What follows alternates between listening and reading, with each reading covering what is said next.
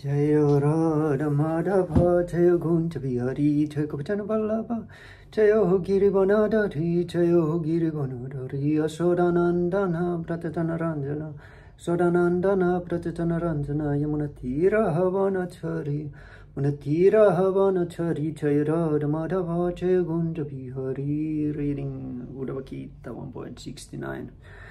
Anurupānukula kayasya me pati devata sunya grihemam santyaya putraiswaryati sadhubi. My wife and I were a loving couple. She faithfully served me as if I were her worshipful deity. Now she has left me alone and gone to reside in the heavenly planets with our children. So this is the story of the pigeon told by Avadhuta Brahmana to King Yadu.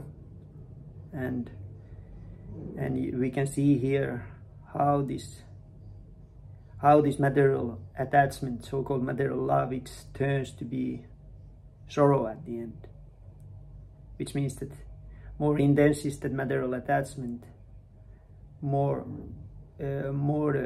sad or depressed or worse one gets when one has to give it up, and that comes sooner or later. And here is the example of material love.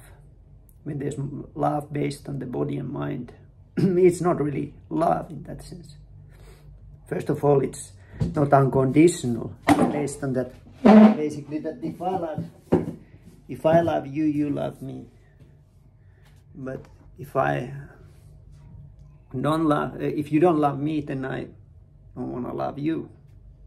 That's one dimension, that it's not unconditional, and it's more about my experience of love. If I experience that feeling of love, I'm loving you, but it's not about really you, it's about my own experience of love. The unconditional love is that the object of love is more important than love itself, the experience of the love.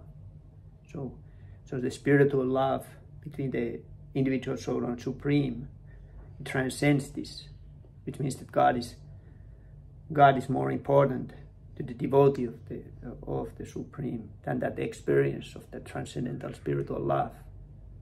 It transcends that.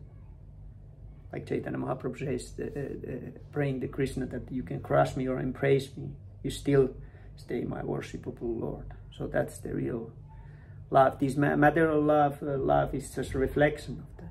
This doesn't mean that we shouldn't care about people. We should understand, we should try to transcend our relationship with other people.